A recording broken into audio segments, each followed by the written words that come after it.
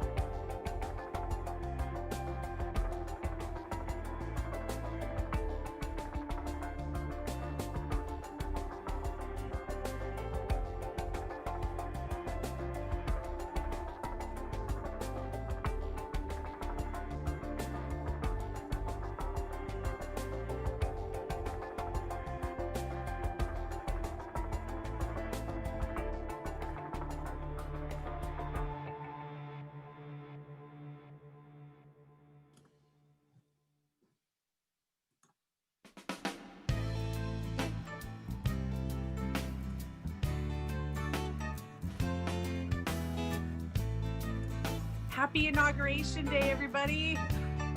Yes. Hey, Yes. I'm so happy. Oh my God, I cried. it was a nice morning. Happy Inauguration Day, Sam. Hey, happy inauguration. Thank you, Maya.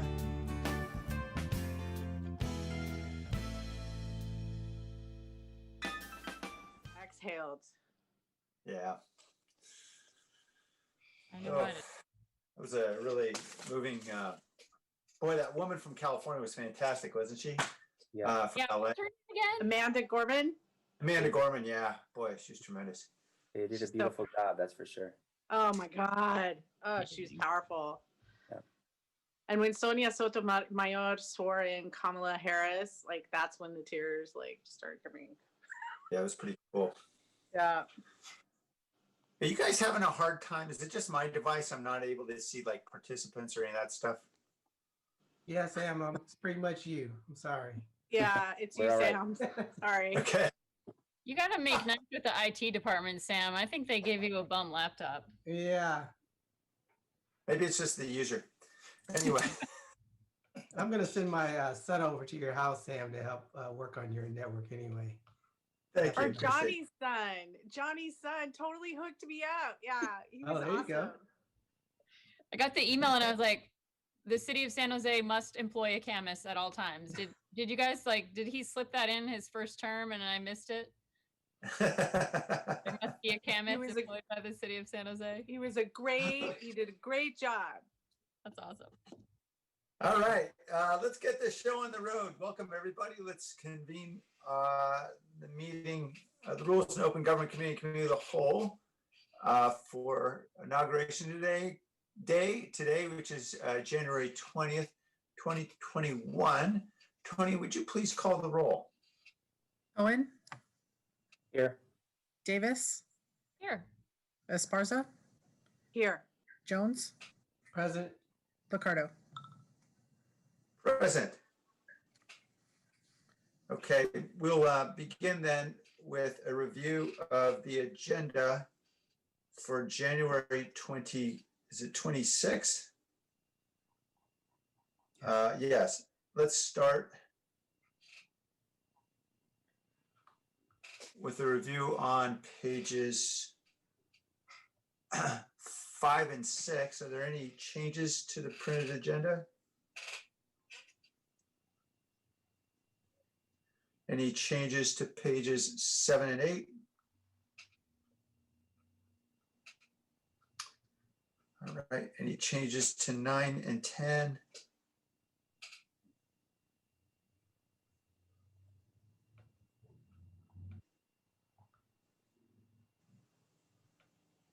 And to 11 and 12?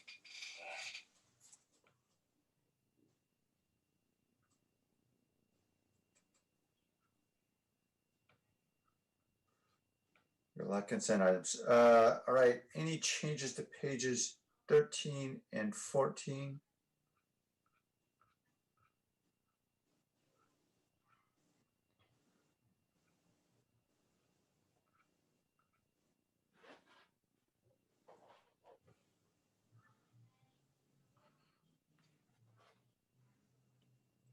Pages 15 and 16.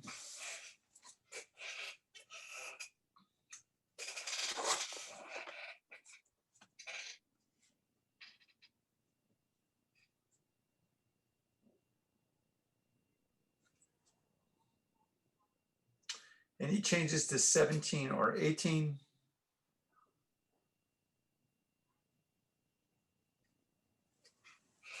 I have a question. Yes, Councilmember Sparson? So when is 10.2 deferred to? It says Oh, 2/9. the 9th. Okay, I thought it was the 9th and then I didn't see it. So thank you. Sorry. Right. And I think we're on pages 18 and 19.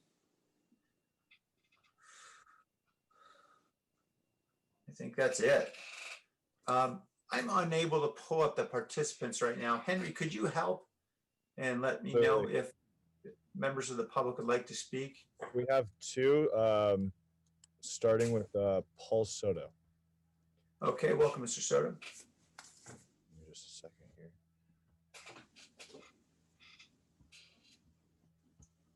Good afternoon, Mayor and Council.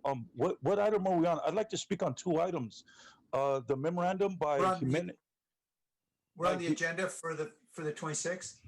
for the 26th. Okay, well, I don't understand Robert's rules, so forgive me. I want to speak on three items. The public comment, Sergio Jimenez's memorandum for the approval of the Jews acknowledgement, and the study session for community healing. Those are the items that I'm interested in speaking on. So I just don't know when. Okay.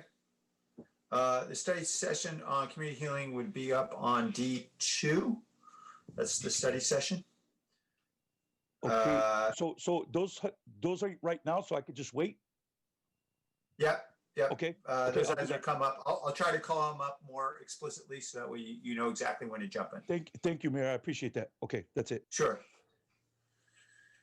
Mr. Beekman? Hi, Blair Beekman here. Thank you. Happy Inauguration Day to everyone. I think Paul Soto, some of the things he was asking about will be on the consent calendar, and that's the process approved all at once. I wanted to, for this agenda item, with the many, you have many more minutes approval. And I just wanted to, over the past few weeks, I've been trying to mention, the ideas, with your minutes approval that there obviously there is some technology, 4G and 5G and all that stuff that you're reapproving at this time, so we can be aware of as a community. I'm guessing. Thank you for your patience the past few weeks allowing me to talk about this subject. I did not want to make waves. I did not want to, cause harm in talking about the subject matter. It's a sensitive time, and my only intentions was to ways to invite the community experience, and that we could all, ways that we can work together that could actually work to combat, just hostility. And not being able to trust each other. I was just trying to work to ways that we can trust each other and through our good practices as a community. And I feel it is those open public policies that really contribute and can help with that future of the digital divide you're trying to build. And that if we can be open to that, it's important. And unfortunately, it gets a little uncomfortable to talk about. And so, I may be that way in these coming days. I'm sorry if that happens, but I always try to work towards good intentions and the best intentions of the community purpose. So thanks for your patience again with myself. And again, happy Inauguration Day. Thanks. Thank you. I neglected to mention there's an ad sheet, includes 8.3, which is adoption of the residential eviction moratorium. That's an important one to add. So I asked them to make the motion to include that. So moved for Second. the agenda for January 26th with the sunshine waiver for the ad sheet. Okay. And I heard a second, I believe, from Councilmember Sparsa. Let's vote. I have a Oh, question before we vote. Oh, I'm sorry, Councilmember Davis, forgive me. Thank you. Are we at 3.1? Are we having a COVID update? It's a long agenda. That's why I'm asking. We are not. It's the following week on February 2nd. Okay, great. Thank you.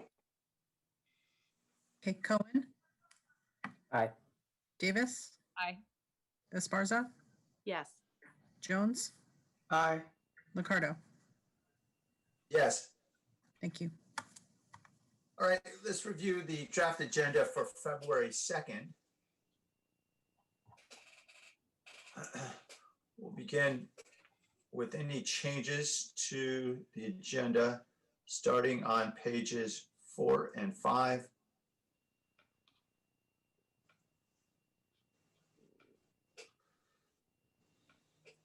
Any changes on 6 and 7?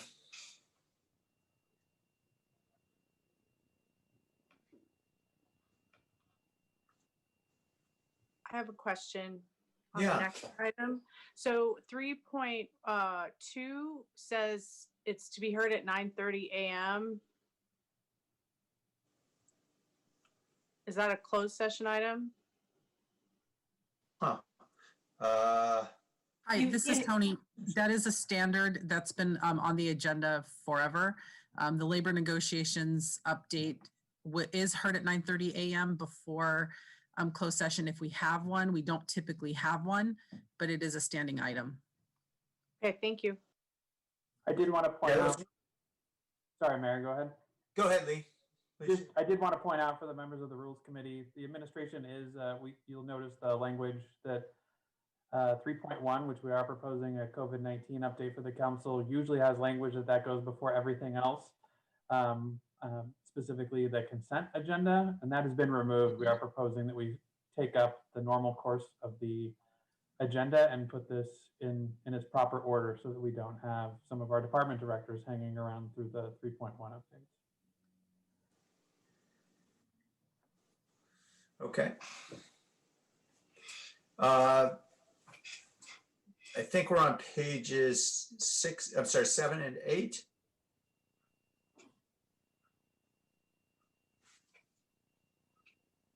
Any changes to 9 and 10? Oh, wait, I think. How did we get off? Is that the end of the agenda?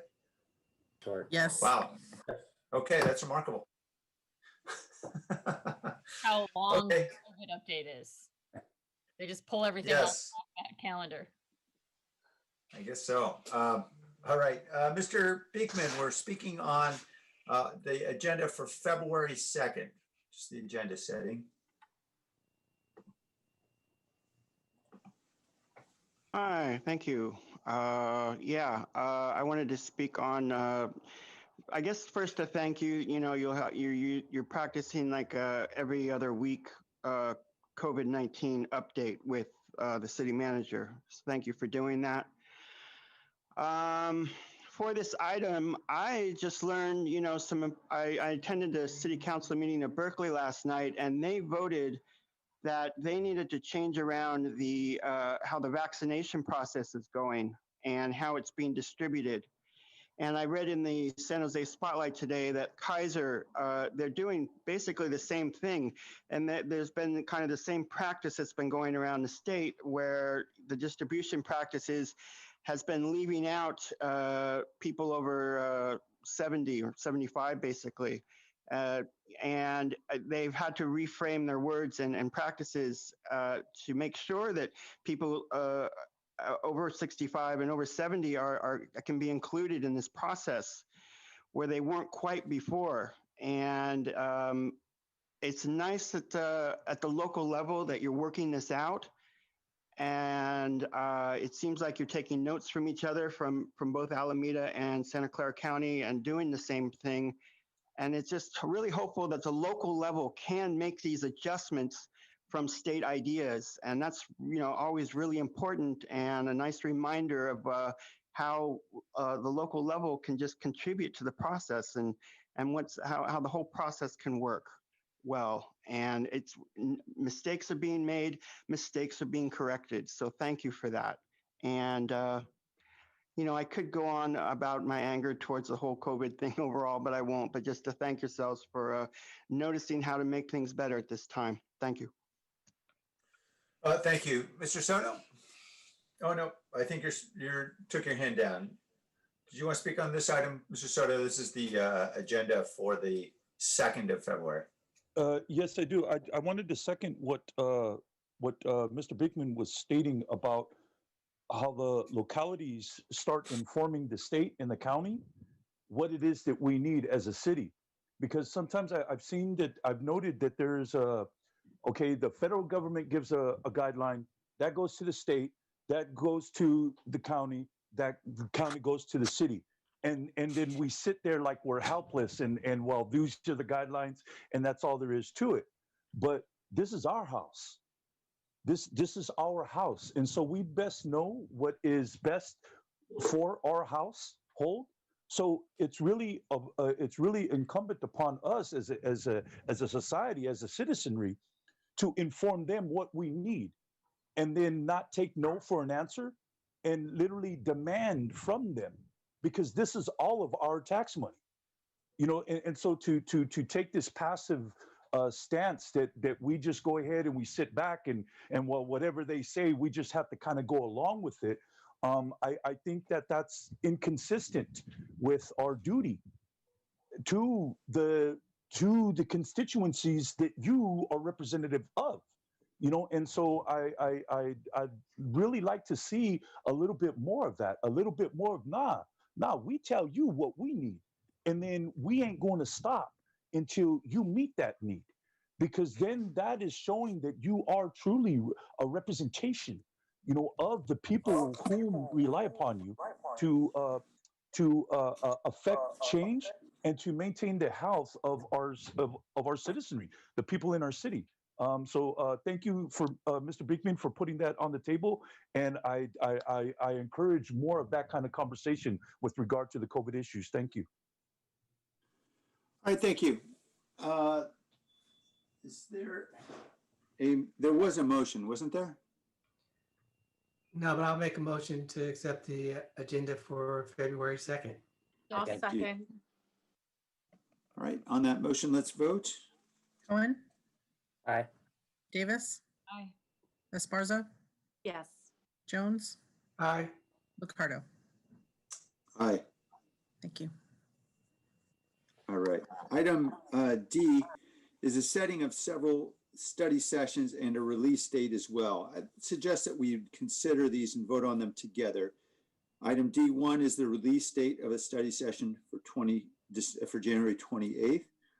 Item 2 is a setting of a community healing and economic recovery listening session for Friday, February 5th. That's item number 2. And then item number 3 is the setting of a city roadmap from COVID to recovery special meeting. That is for Thursday, February 25th. I'd suggest we take a motion on all 3. Let's go to the public now. I know Mr. Soto, you wanted to speak on at least one of these items.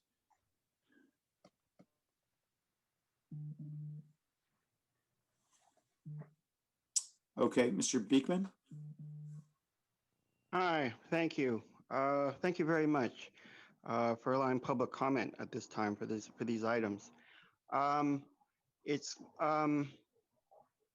You know, oh, and I guess another thank you is in order that on your note today that you're extending the eviction moratorium for your council agenda item for January 26th, I guess.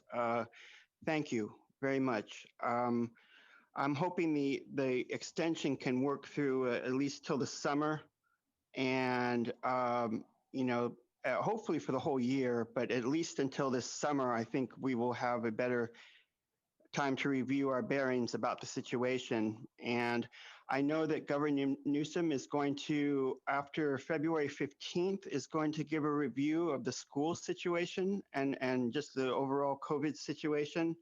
And yourselves, you have your own study session on COVID at the end of February.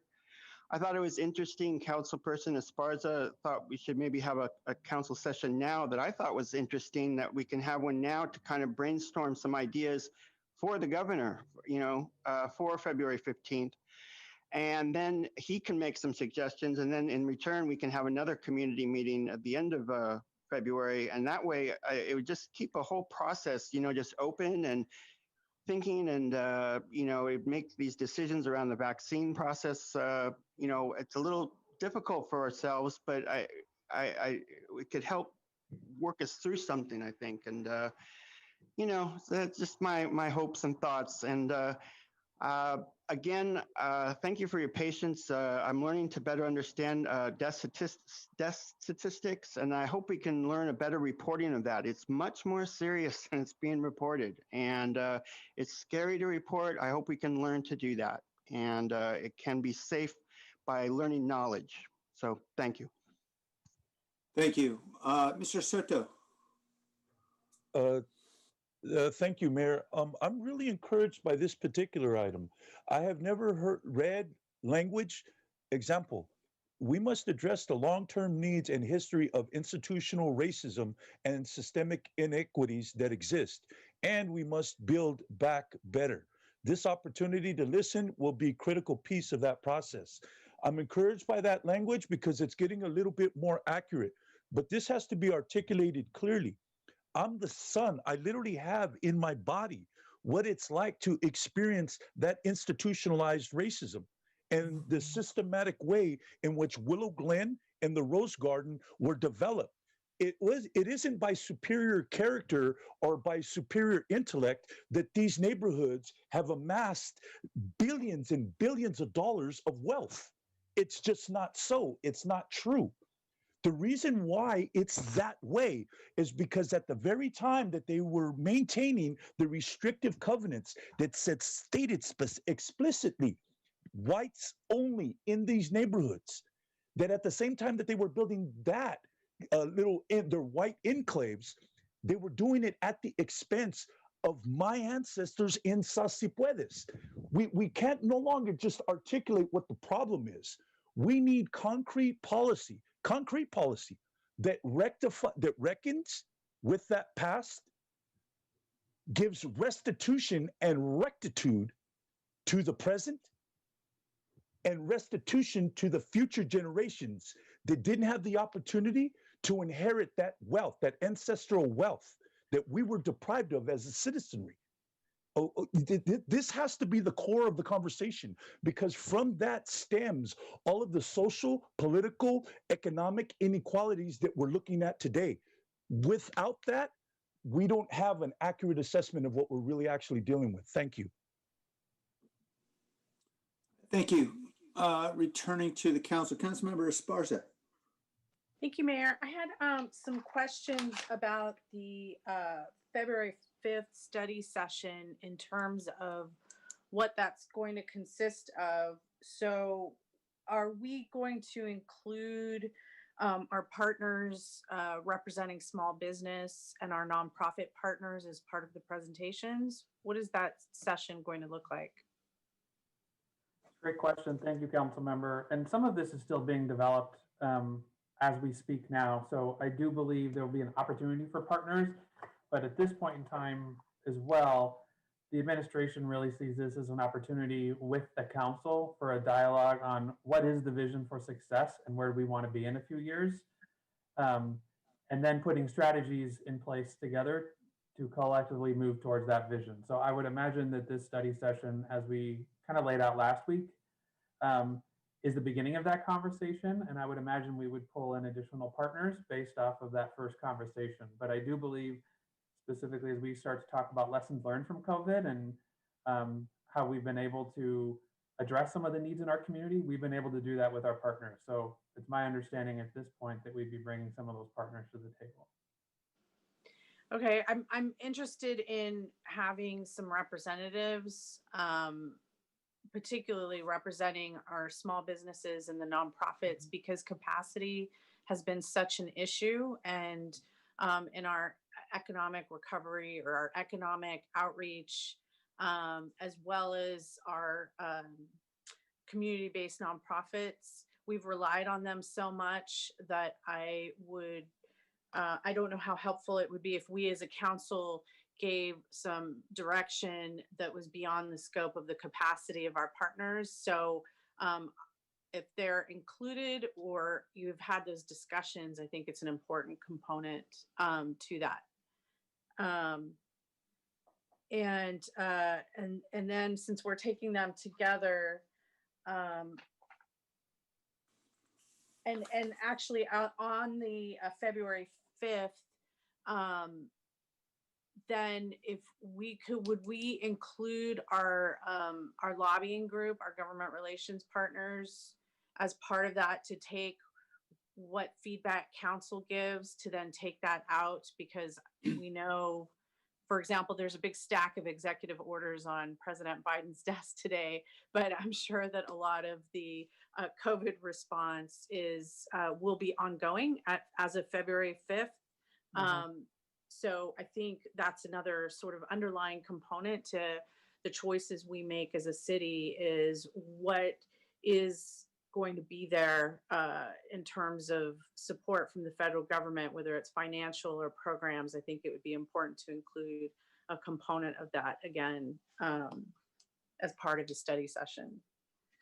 Yeah, and we'll be setting up some time, I think, with each of you prior to that study session to kind of hear some of your ideas as well related to IGR. Our own intergovernmental relations team will be there, and if it makes sense to pull in any partners, if there's movement on President Biden's $1.9 trillion recovery package, we will give those updates. We did just put out an info memo kind of outlining what it means for San Jose and getting into the specifics, but if there are additional details to bring to the table so we can kind of review possible resources with you, we will absolutely do that.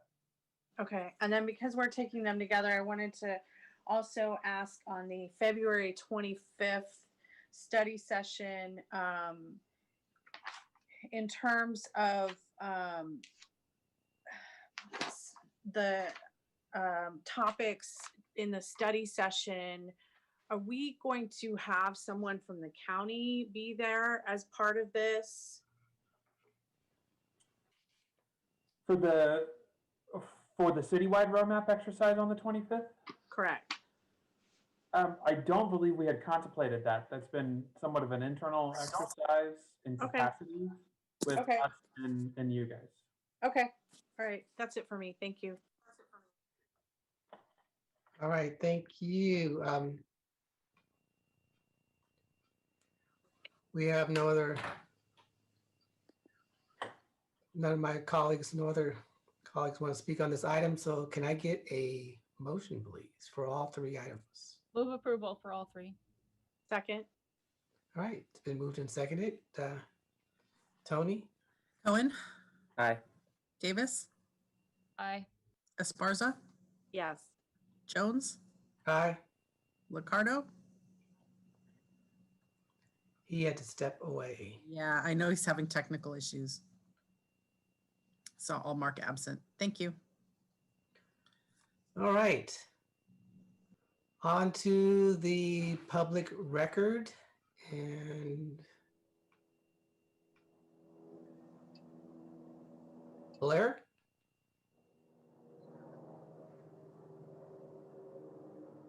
Hi, thank you. I didn't know that for the last item that there actually is going to be a small business meeting about that will talk about issues around what to do around the COVID situation, February 5th. And so thank you. That could be a time to address COVID issues and then have a second meeting in the end of February. So thank you for that. I wrote a letter to open forum last week for city council agenda last week, open forum. I brought it in too late, and so they had to put it into the public record. And then I tried to make a second copy, and she ended up putting in both copies. So I wanted to add to those letters with a short few words. I think it could be interesting to note we are probably all taking a second and third look at how well our political, judicial, and electoral institutions may have actually performed during the past few months and in the time of an international pandemic as well. It is these efforts of care and compassion, and that if we all try to continue to work towards an honesty and truthfulness in the public process, these are our good ideals for the next following months and years. I think these are the sort of ideals we can try to work towards and think about.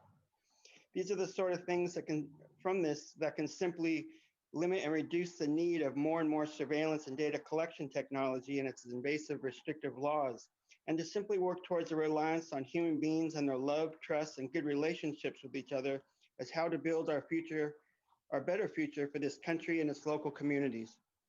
I feel we have a good start, developing the past few months, and that we just simply bring in these good practices of love and good reasoning to all parts of the community at this time. And it can be of a lot of help. Thanks. Thank you, Blair. If I can get a I'll move to motion. accept the public record. Second. It's been moved and seconded. Tony? Cohen, Aye. Davis, Aye. Esparza, Yes. Jones, Aye. Ricardo. Absent. Thank you. Okay, on to the consent calendar. Move approval. Second. Been moved and seconded, and let's see, we have 2 public speakers. Paul? Thank you, Vice Mayor Chappie. Is it time to address Jimenez's memo? Yes, it's one of the consent calendar items, yes. Okay. Yeah, well, I agree. There needs to be an acknowledgement of what happened to our Jewish brothers and sisters in Nazi Germany. However, Nazism existed in this country long before that happened. And it happened right here in this state. And it happened to my people. There's a reason why we have Peter Burnett's name removed from the school. There was $5 per head, 25 cents per scalp. This is the offense. It's that, like, look, we can't, as a collective, as San Joseans, we cannot move forward until we go back. And we have to go back, and we have to have these hard conversations, these very difficult conversations about the California genocide that happened right here in this city. I mean, this is offensive for me to talk about this to educated people, and to sit there with the kind of, well, let's go honor the Jews way over there, whereas we have a California genocide that happened right here in this city, and we're doing absolutely nothing about it. We're not acknowledging it, because if we do acknowledge it, then we have to accept responsibility for it. And we have to rectify and reconcile ourselves with the tragedy that happened here in this city. Come on, we're talking $5 per head. And in the first year of the institution of that policy here in California in 1850, the first year of its institution, the government paid out $1 million. $1 million.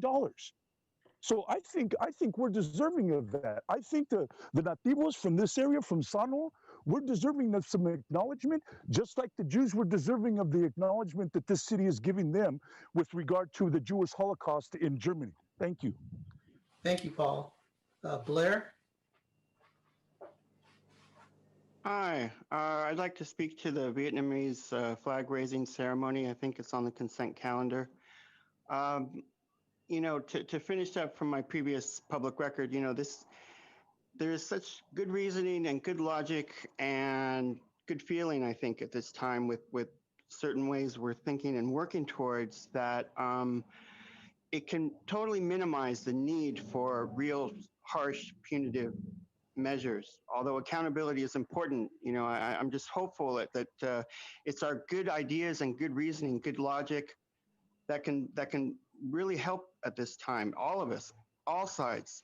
And so I'm interested, this is an interesting issue that you, on this inauguration day, you address issues of a Vietnamese community that, their country was taken away from them for many. And so it was an interesting way to work today to bring this to the public forum. I mean, it's an item that they need to work on soon, so I can understand that too. I hope, there can be that same sense we're at a time of good feeling, that there can be a certain respect for the current state of Vietnam itself and their practices as a government.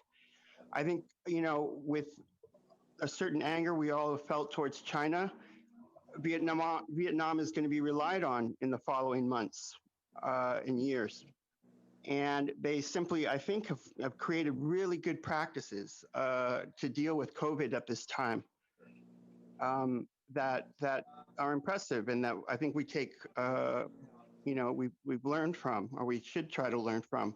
So there's always a need to respect what the current state of Vietnam has created for itself. And I hope we can learn to incorporate that in our day-to-day work in San Jose. Thank you. Thank you. Tony? Cohen, Aye. Davis? Davis? You're muted. Aye. Thank you. Esparza? Yes. Jones? Aye. Liccardo? Absent. Thank you. Okay, on to H1, cancellation of the January 25th meeting of the Community and Economic Development Committee. Move approval. Second. All right, it's been moved and seconded, and I don't see any public, oh, Blair, go ahead. I thought I'd just be a nice reminder that Councilperson Johnny Camus used to head this committee, and I just thought I'd mention it this time as a remembrance, early remembrance, in case we need it. just in case, just for the familiarity. And thank you for your time. Okay, thank you, Blair. Cohen, Aye. Davis, Aye. Esparza, Yes. Jones, Aye. Liccardo. Absent. Thank you. Okay, on to open forum. Blair?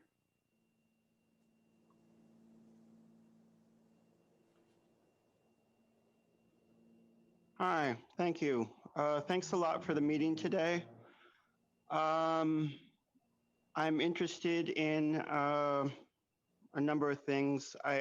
Thank you that it was a good inauguration day, and I'm hopeful that of actually how we can all work together from this process. And thank you again for your patience with myself, and I may say things a little uncomfortable, awkward sometimes, but I guess, I try to do it in the spirit of community effort and good practices and good democratic practices, all that good stuff. So thank you again for that. I guess I don't have too much else to say at this time. Thanks for the meeting. Thank you, Blair. Paul?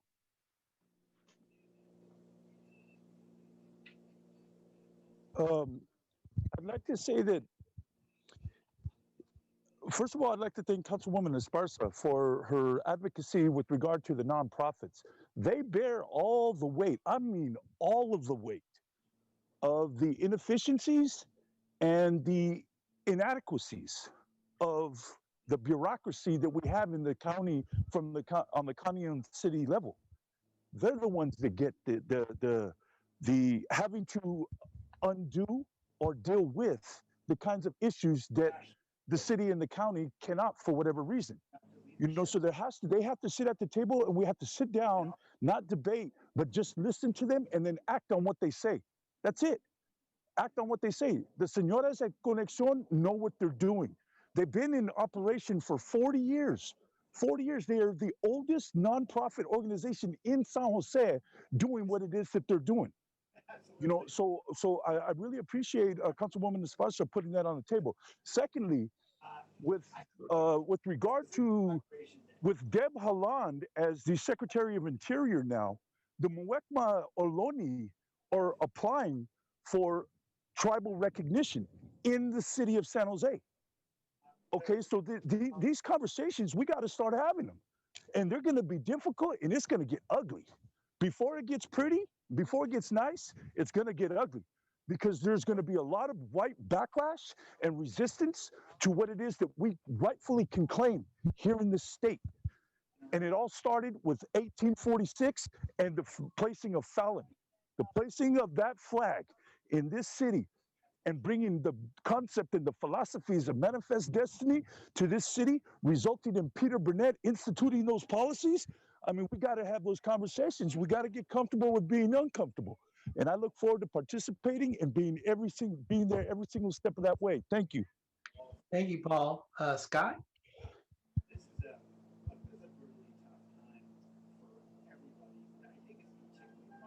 Thank you, everyone. Good afternoon, Scott Larkin.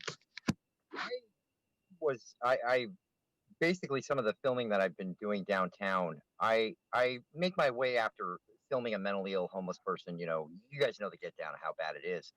What I do is then I go over to Valley Medical, to the Don Lowe Pavilion, and I've been trying to document each one of these people that goes through that psych ward, just to see the process of how long they're going to be there, you know, when they're going to cut them loose, kind of the get down of how they do things there.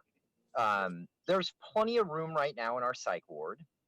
There's plenty of people downtown that need to be in that psych ward. It was very interesting what the man at the door said after he said, "Oh, you can't film here. Oh, it's illegal. We're going to arrest you, blah, blah, blah." What I'm doing is legal, so it doesn't really matter. I could really care less what he has to say. He has told me that there's plenty of room there. Now, where's the failures right now of what's going on? We have all these people that need adequate care. They need medical attention. They're just crazy. Do we bring in like a big city bus? I mean, do we bring in city vehicles? How do we transport these people to where they can get care, where they can get help? I was hoping sooner than later that I could start talking with a lot of you to show you the failures of our county, to show you where the money's going, to show you what our county is really doing. Excessively billing the mentally ill and homeless with services that are never going to help them. And all this money is making all those county officials' friends rich that run all the nonprofits. How would you guys like to know how this really works? Because this needs to stop. We need to start helping these people. I interact and talk with all the business owners downtown. Well, the business owners that are left right now. They need help. They want this fixed. And I don't blame them right now. It's a rough environment. You guys want to know what's really going on? Thank you, Scott. That is the end of our meeting. Have a good rest of your day. Bye.